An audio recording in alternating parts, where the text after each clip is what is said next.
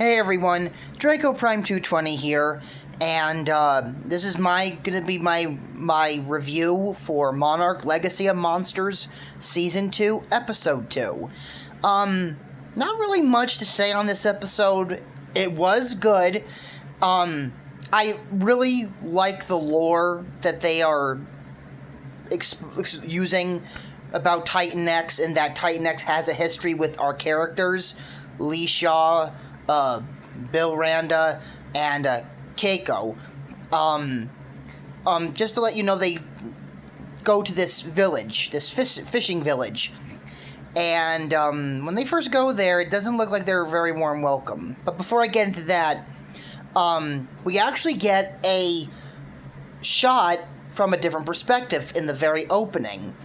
It is of Kong, like how we saw it from the perspective of the helicopter. We see it now from Kong's perspective, which was pretty cool. They didn't have to do that, but they did. And I still am on Kong's side here. Kong's like, what the frick did you do? You know, I kind of understand Kong's mindset. Because he's literally looking up at them roaring like, what the frick did you just do? So far, no Godzilla yet. He was somewhat referenced when they talk about the Bikini Atoll test that they did on him in Season 1. But now back to the, and also, this is a little homage. Like, these are little homages to, in this episode in particular, is to Alien, and of course, the Academy Award winner, Godzilla -1. Because it seems to, a certain little passenger hitchhiked onto the ship, showing that these little things called scarabs are not dumb. They're quite smart.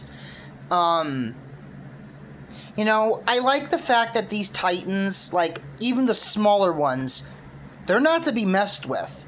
Like, nah, I'm sorry, if I saw that thing scurrying around at a floor, and if it didn't see me, I'd be like, bye, I quit. Here's my paper to quit my job. I'm out of here. Bye. Yeah, this whole segment, there is one unfortunate guy that, gets massacred. We don't see it, but the trails of blood are the telling sign that this guy did not make it.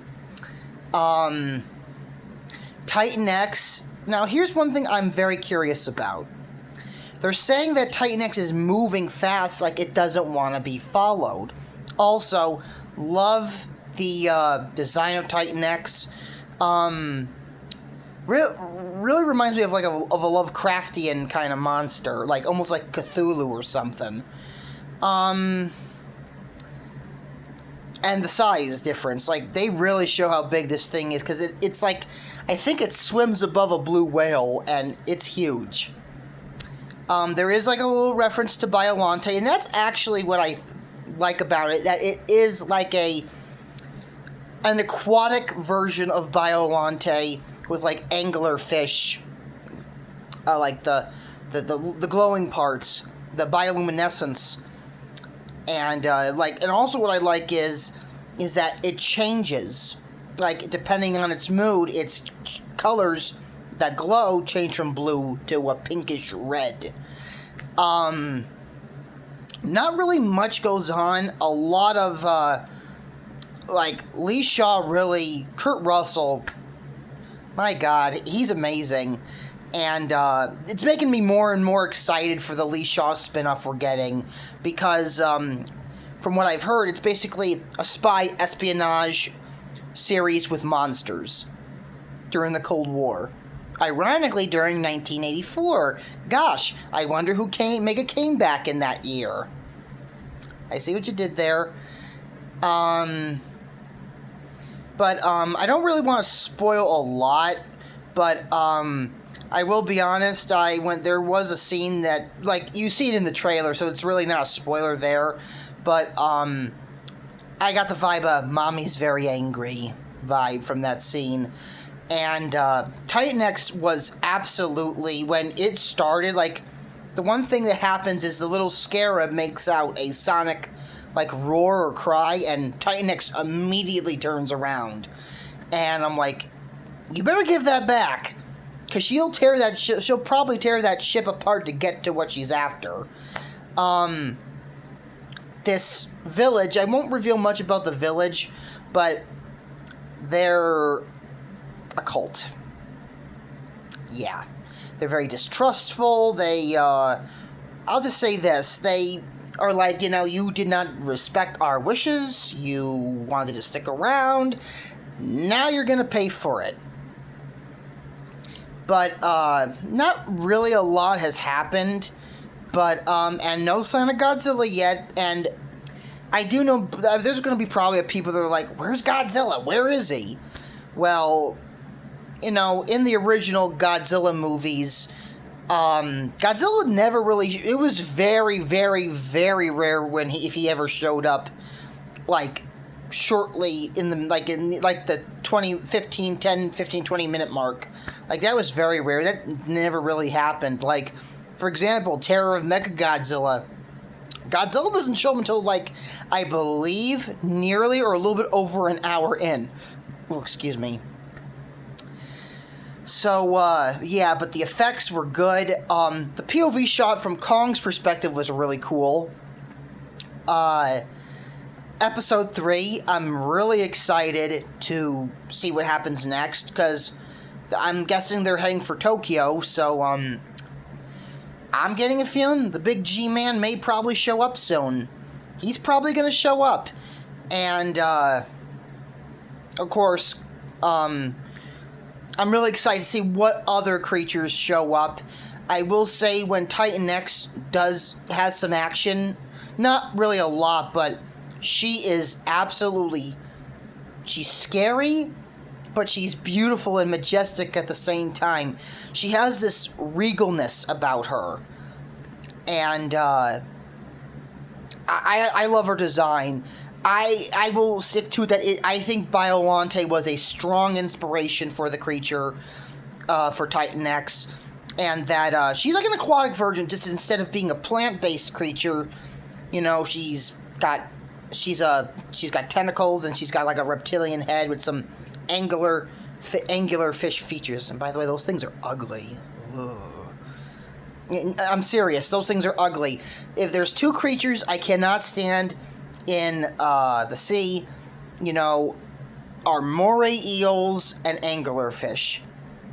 More so moray eels. Don't ask me why. I just don't like them. They scare the crap out of me. Like with the whole... when they're doing that, and they get... And I'm like, why are these people with the cameras getting in their face, gonna take a chance of getting chomped? You're just asking for trouble. But yeah,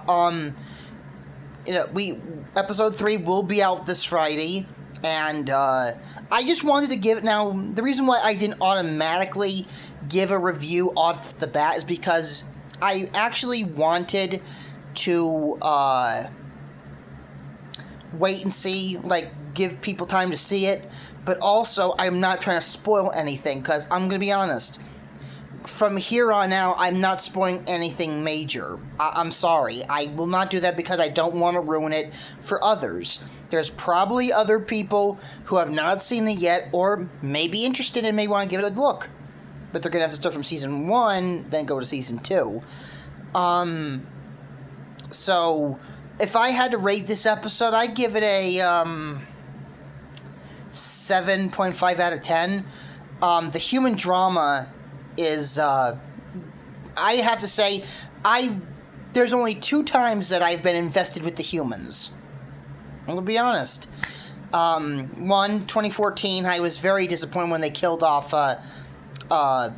Bryan Cranston's character too quick. I'm like, in the trailers, it made it look like we were following him this whole time, in the whole movie, but nah. He was like the only guy I was connected with, because, of course, Bryan Cranston being a phenomenal actor, and that opening with the Janjira power plant failing, and seeing him crying, and like he's got to make the choice of either shutting the door or risking a radiation exposure to everyone. And I'm like, I teared up, and I never thought in a first few minutes of a Godzilla movie I'd be tearing up for the humans, because usually I'm rooting for the monsters. But I'm going to be honest, the Monsterverse, the humans have been hit or miss for me. Sorry, my cat's right here. Hey, wait a minute. Stop. Don't play with that. Mm-hmm. Spyro was playing with this, my earbuds. Anyway, what are you looking at me for? Don't give me that look. You can't chew that. You want to break your teeth? Jeez. Go play with your brother. That's a boy. Yeah. The human characters have been hit or miss for me. Like Mark, played by Mark, Madison's father. I understood him, losing a kid to something like this. Yeah, you can understand his resentment for Godzilla. It wasn't until, honestly, Godzilla vs. Kong that there was only one human character I'm like, wow, her performance was amazing. And it was a nice different take on the whole Kong having a friend. And of course I'm referring to Gia, the Iwi girl, who's the sole survivor of the storms of Skull Island and Kong's best friend. And the one scene that caught my heart was when Kong is all chained up and it's raining and he's getting mad. He's trying to break the chains, and Gia actually can hear his heartbeat. And as you know, when the heart increases, that either means they're scared or angry, or emotions are just going off. Going off.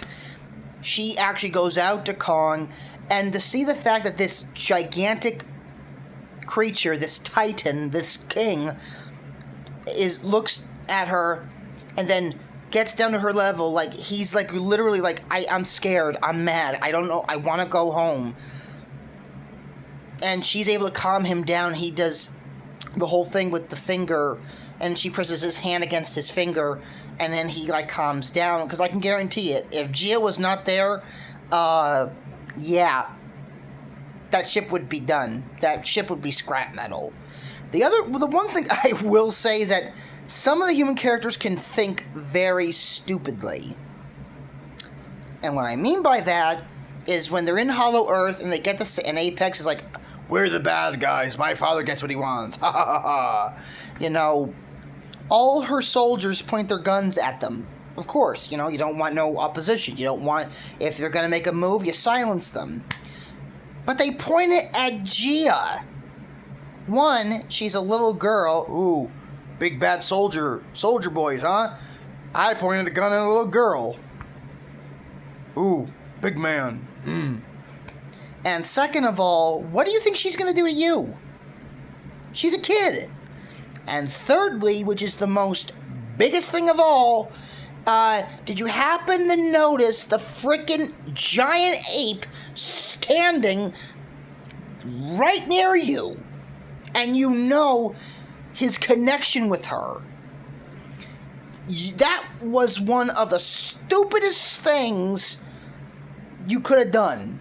Because Kong immediately was like roaring. And I'm telling you what, if it wasn't for Godzilla's breath coming through to Hollow Earth, Kong would have smashed them. Probably killed them. No questions asked. Because Kong is just so lonely. This is like his only friend. Only thing he actually at that time could consider family. And I'm like, you stupid idiots. What, did your helmets or your guns or your superiority complexes make your brain small? He's right there, standing right there, and you're going to point it at the very person that he is protecting and is very protective of. That's like pointing a gun at a baby like the little baby T-Rex from the Lost World. That would be like if the big game hunter, oh my god, what is his name? Oh, Roland, played by Sir Peter Postlethwaite, who played also Brother Gilbert in Dragonheart. That would be like if he actually shot the baby T-Rex right in front of the mom. And the mom was like, I'm gonna kill you now. Yeah, that would be stupid. Not even Roland Timbo was that dumb. Because there is a deleted scene where that, oh my god, it's that jerk in the very beginning who takes InGen away from, John Hammond. I can't remember his name. And, he's drunk, and he falls right onto the baby T-Rex, which explains why the leg got broke. Like, some of the humans, like I'll say, have been hit or miss for me. Some I've actually grown attached to and have highly enjoyed. But where there is only two Godzilla or monster projects where I have not said enough of the humans, go to the monsters, is Godzilla -1 and Monarch Legacy of Monsters. Those are the only two Godzilla or monster-related projects where I'm like, I'm sorry, dry throat, my apologies, where I'm like, I'm rooting for these people. I want them to get out alive. I want them to be able to walk off into the sunset and have a good life. But this is not really a spoiler. In the trailer for Monarch Season 2, there is a funeral, so I'm guessing one of the characters is going to bite the bullet. And I am very concerned about that. That's what I mean. If they made the MonsterVerse films with, more better human characters,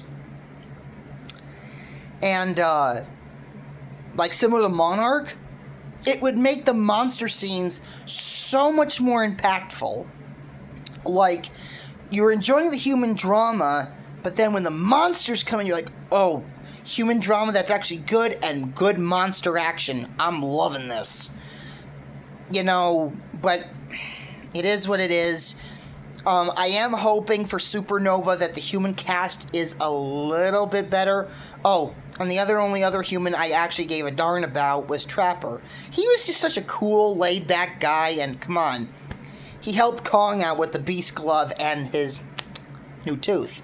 So, and also, according to some of the leaks, not the leaks, I mean the set photos, is that he's actually part of a group, I think, of Titan vets. So that's going to be kind of cool. And also there are people saying they hope that Jet Jaguar is piloted by Trapper, which honestly I think that'd be kind of cool. Because if you look closely on the Coliseum before Godzilla stomps on it to get out, there is the Jet Jaguar punch. And you see Jet Jaguar's drawn hand there.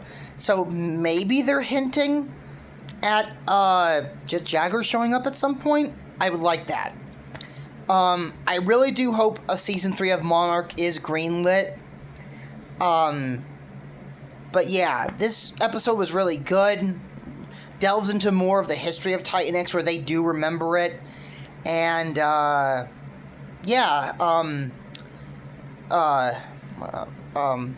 Jonah said in King of the Monsters, we opened up Pandora's box and we can't close it. Well, Pandora's box was open way before Ghidorah got re-emerged out of the ice. I'm going to say this, in the words of the Green Goblin, no good deed goes unpunished. And this is the case. They were trying to do a good deed, getting Lee Shaw back. Once again, I am really excited to see that series. And, yep, good deed, and a consequence comes through. So, yeah. I'm guessing for now we're done with Skull Island, for now. But I am really excited to see what happens next in the series. Episode 3, I'm looking forward to. I'm looking forward to seeing more of Titan next. I find this Titan very interesting, and I'm guessing since it's going to be every Friday and there's a total of 10 episodes, so we're going to be on episode 3 next week. So I'm saying near the end of April, maybe the beginning of May, season 2 is going to wrap up. And that's kind of good. Now, hear me out why. That's going to buy us some time until they start doing stuff for -0, which I am really looking forward to that one. I was going to go to the theaters to see Scream 7, but I'm like, nah. Besides, I just didn't have the energy to do that, but definitely -0. I am going to the theaters. I don't care if it's snowing or pouring rain. I'm going to my theater near me and watching that movie. Because I'll be honest, I never ever have seen a Toho Godzilla film in theaters, and believe it or not, never saw a MonsterVerse film in theaters either. Yeah, I know. I'm kind of ashamed of myself. But I'll just say my past couple of years have been kind of busy, and now that I have my own home, I'll be able to do things more freely. So, you can expect a quick, non-spoiler review of -0, because I am not spoiling that for anyone. You couldn't pay me to spoil it. But, yeah. So, probably by near the beginning of May, wait a minute. I'm guessing, maybe even the middle of May, that's when Season 2 wraps up. So, yeah, we're gonna, have some monster content until then, and then probably by that time, -0 will start getting more and more, I know it doesn't come out till November, but they're gonna probably start revealing maybe more like photos and probably even a trailer by either early or late summer. I'd say early summer, because if it's late summer, that could be a little bit too late, because I think they want to make it, hey, it's coming. But yeah, this episode was really good. Some good Titan X action, nice homages to Alien and Godzilla -1. Once again, 7.5 out of 10. Good, decent episode. A little bit slower, not as boom, boom, boom as the first episode was, but still very good. So until next time, I am Draco Prime 220, signing off.